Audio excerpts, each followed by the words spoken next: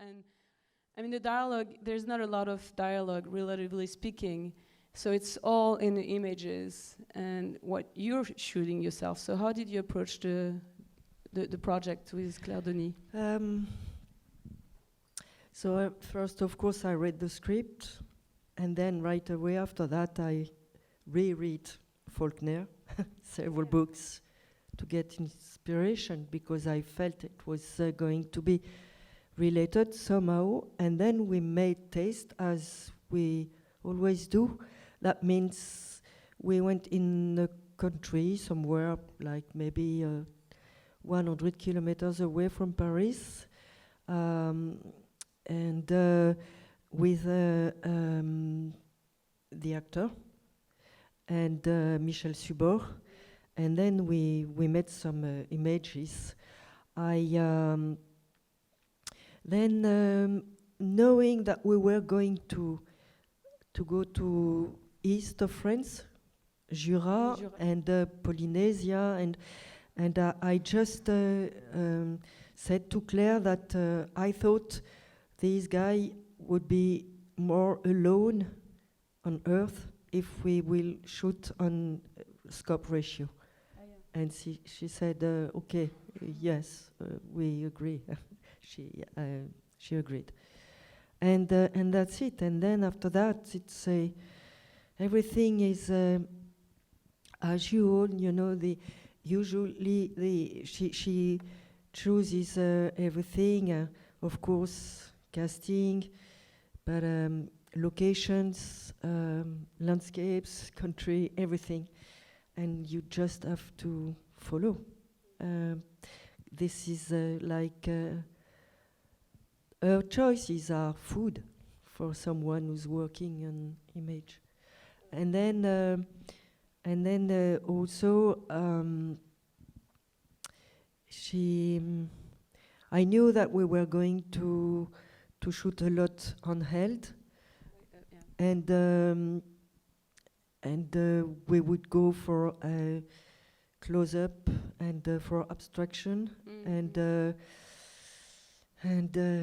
what can I say? You know, when you are working with someone who's really counting on the images to tell the story, it gives you wings. I mean, you try, you dare to try. You are just in the position to. Of course, I do believe in images, but it's like I was totally excited to improvise, because that's the way it was, and to try to catch, to see, is it real or not? We never know, in fact, in this film, and I think it's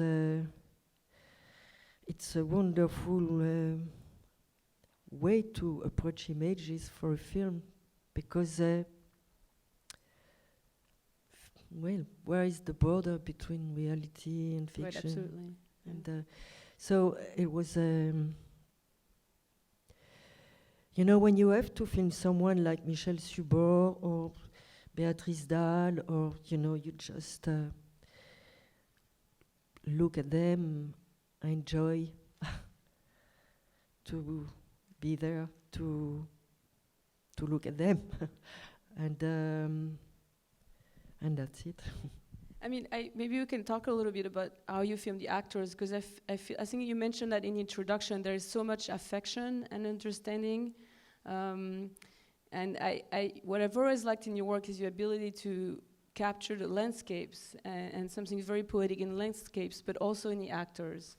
I don't know if you want to expand on this a little bit, because you have you don't approach those characters with there's no voyeurism in this. There's a lot of understanding, I feel like, and there's. Well, thanks. No, but it's quite striking. Well, in fact, it's true that I would not like to be a voyeurist. I'd like to I don't know. It came, I think, with the first film I shot on Held was a Claire Denis film, No Fear, No Die. No one shots has been done on tripod. Everything has been handheld, and I discovered that I really like that. And I built this a little bit crazy idea that I was maybe a character that you will never see in the film. And somehow, after that, I realized that maybe that was, a way to tell me this story as a support or something. But because somehow I've noticed that the actors were playing a bit differently with the camera, reacting differently, or feel the presence of the camera differently, and it became a game. And then by doing that, I think I've been. Several years after, I realized that this was the end of a circle that started when I was working as a camera assistant on Paris, Texas. Robbie Mueller was the director of photography, and I was really excessively impressed by his talent. But I think also I was very impressed by him as a camera operator. He had a way to take the camera to film. For me, it was like it did not have a machine in between his hands. And I think that's something that became my way to do. My dream was that we would forget the camera seeing the film. That's so it's we won't really notice shots, or that's why sometimes normally when you're talking about a film, you will talk about shots, because a film is made by shots, a certain amount of shots, and somehow it's sometimes I think image as if there is only one, like one would be a cell, like a cell, and then there would be a lot of variety of this cell in the film. So, and it's just I don't know, it's to forget there is the camera in between images and the audience. I don't know, maybe trying to see something that is evident, or to forget what I want to say. Maybe it's very abstract what I'm saying, so I'm sorry. It's to forget about the technique, the technique, just to see with nothing in between the screen with images and the audience, to have a direct access. So it's very pretentious, but it's. I think when I look through the camera, especially with the now it's a bit different with the digital camera, but with the viewfinder on the camera, it was very easy. I had only one question. It was not, is it nice, is it okay, is it, I don't know. No, the only question is, do I believe in it to give sense and sensation for the narration? That was the only question. And I think somehow without sharing these words, I think it's probably something we share with Claire. Right. And she was not using a monitor to see. She was following me. She was watching me, and she knew what I was filming. Oh. So I know that when I would decide to start on the feet and to go up, it was not a demand. I would do that like that. I know she would know. Right. She knew that okay. She said okay. She has the sense of that. She knows what's in the frame in the camera. So, and And from film to film, we had we would choose certain focal lenses. for Together, instance, yeah. And this one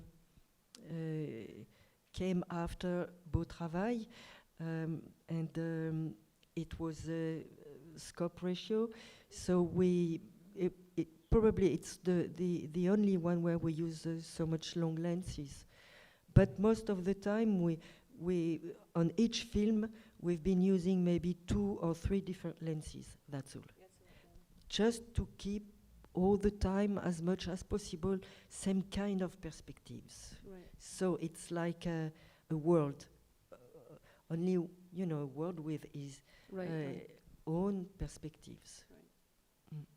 But I mean, surely, I mean, it looks obviously effortless, and I think in that sense, you really made it happen. When you watch the film, it looks completely effortless. But I can imagine some of the scenes were really tricky to shoot. I'm thinking about the last one with the dogs, and also the one with the horses. I don't know.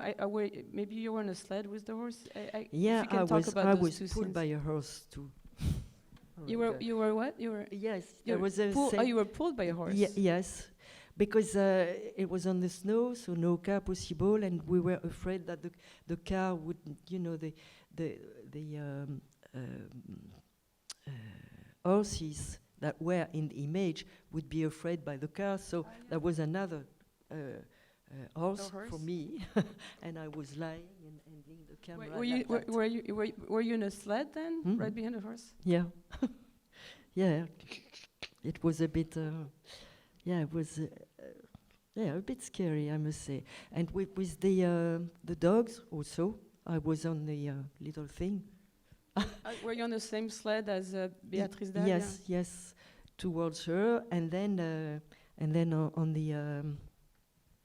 the dogs, and at the end it was the dogs were so far. I end up ejected, but with the snow, half in a tree, half in a snow. The risks of being a DP. It was and I was alone. They made me start, and the dogs knew the way. I could not. I could shout, "Stop, stop!" They would keep on going. So it was a bit. So you shot both her as she's and the dog. So one travel for the dog, one travel with a certain focal, another with a longer lens, and then one for. Maybe we can start taking questions if you want to raise your hand. I believe there are microphones. We can start with you right there on my left, our left. Hi, thank you. I enjoyed the film very much. I wanted to ask you, since the film depended so much on images, seeing dailies, were you able to do that? Were you surprised yourself when you went into the editing room and saw the results of what you have been shooting and how they had been edited? I must say, once more, we did not see that much images while shooting. So first we started in Jura in France, summertime. So maybe after, I don't remember exactly how many days, but I think we saw images on the way back. Then we left for Polynesia, no images over there. News from the lab, just giving news that the negative was okay. And then we went back to France. Then we went to South Korea. No dailies over there. Then we went to the Jura again, but during the winter with the snow.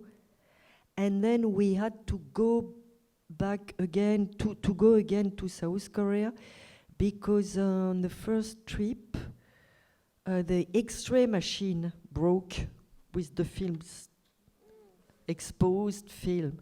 So there was a certain amount of images damaged. So we had to go back. And yeah, but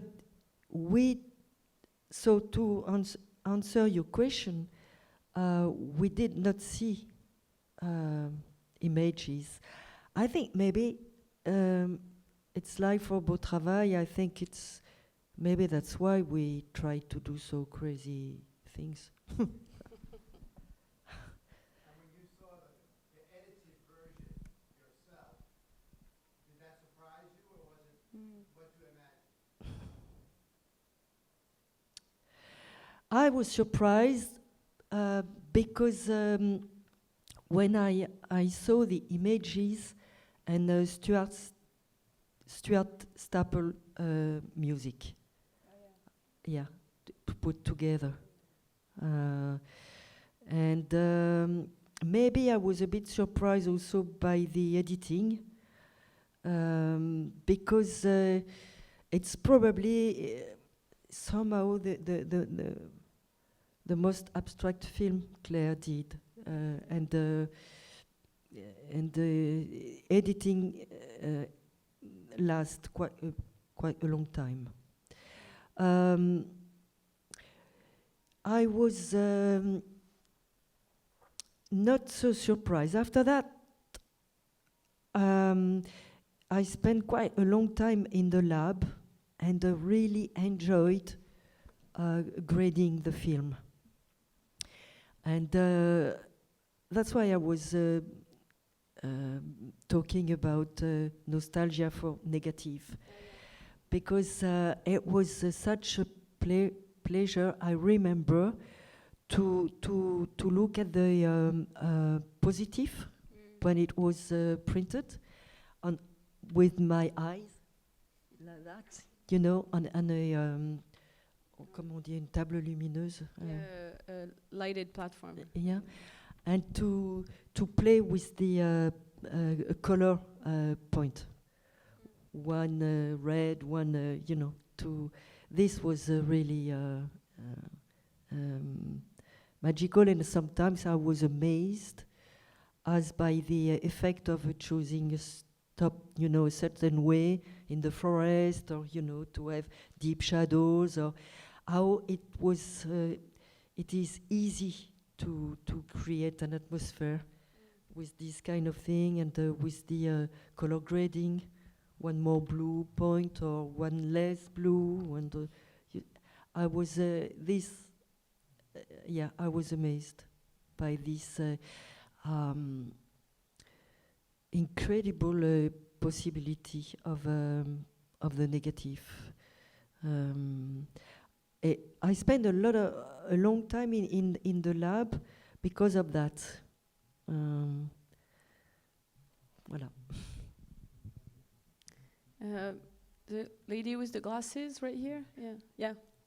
You already partially answered my initial question, which was, as you said, that you missed the shooting on film, or rather, the work with film. But is there anything else that you miss while now shooting on digital? And the second question I have was that your decision that the items in clothing, or it seemed to me that was sort of like a red line throughout the entire film, was these really striking blue bits in the image. Striking Blue. The color blue Oh. that appears throughout the film. Yeah. Very, very bright blue that sort of comes out from the image always when you see it. But I will answer the last question. This blue, you mean, for instance, in the hospital in Polynesia? Throughout the film. Oh. This is a Claire choices,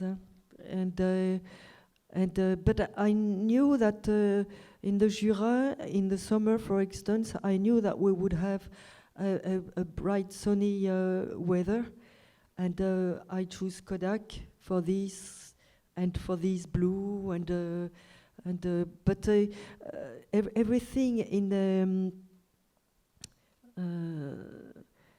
what you see in the film, clothes, furniture, and everything is chosen very carefully by Claire.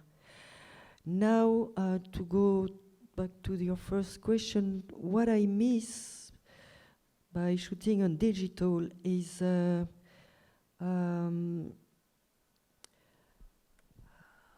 will put it the other way around. There is something that I don't like shooting on digital is there is monitor everywhere, and everywhere is watching images while they are getting ready or while we are filming, and everybody's watching these images in a monitor as if it's already done, it's finished, it's over, and it's not. And this, for me, it's anachronic. It's not the time. It's too early, and I feel like even it's impudic for me. Yeah. And finally, what I miss is this mystery that was going on when on a set that we would not know exactly. No, it was like a big black hole between the set and between the moment we would see the first images, or we would have news from the lab. And I think this black hole works as a phantasm, maybe, I don't know. There is something really strange, but there is a surprise. It's more magical for me. And I think also somehow, maybe I would even dare to add that I think that way we succeed to put more fiction in images than with digital, because you see it while you are doing it, so you see the result already. So there is no there's no mystery, right? No, there is, yeah, and but I'm saying that, but of course digital is it's another proposition. It's incredible of possibilities. There is many possibilities. There is it's very exciting to investigate, to work on it. But it's more mathematic and less intuitive. And I'm what you hear now, what I'm trying to say is maybe it's because I haven't found yet how to appropriate myself digital to allow myself to work with intuition, because that's what I prefer. Though there is also a technical side, of course, with negative, but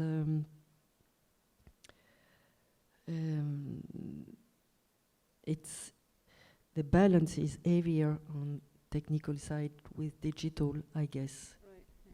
But maybe not for there is. There's a few other DPs in the room. Sir, right here in the front. So the at night shots, what was the approach there? And since you were just speaking about digital, has for similar scenes things greatly changed from shooting on film? I'm not sure this is. So there were several scenes in Jury that took place at night. So how was were you in fact shooting at night? What was the approach there? As a shooting at day, I mean, I had to light, of course, and I needed, of course, like equipment, lighting equipment. But we do also with digital. We do also. It's different, but it's in terms of equipment, there is a differences, but it's the same thing. We need to light and that's it. Of course, sometimes we would be more careful about, the hour, because we would catch last daylight or things like that. But or to help or to, but somehow it's the same thing, except that digital sees more than I see with my eyes. That's very strange. Negative would see a bit less, and so it's incredible, this difference. It's sharper. There's more, yeah, with digital. Yeah, certain cameras still see, if I may say so, but when we don't see anything anymore. It's very strange. We have time for one more question. The gentleman right here.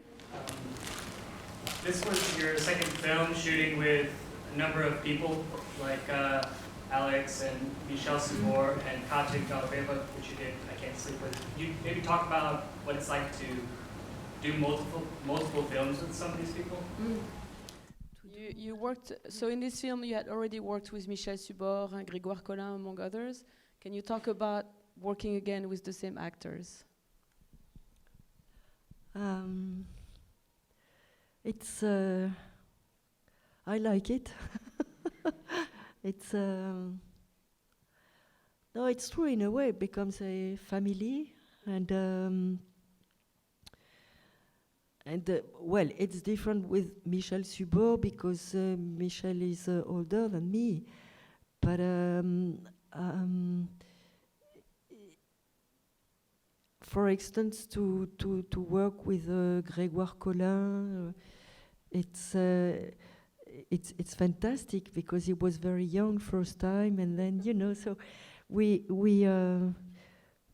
it's just nice to meet again and to see what it is to get older, and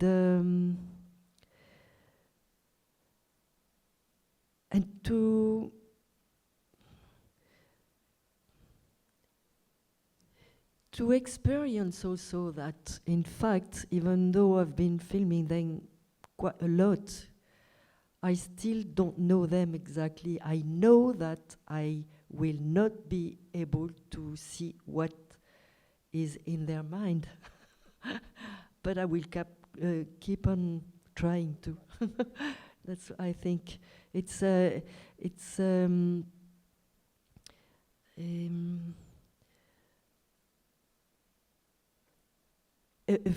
person, a face that is like a landscape. You can look at it for ages and still discover things. So it's even somehow amazing to see that it's still it is still working with someone already, with someone which is closer to you. Yeah.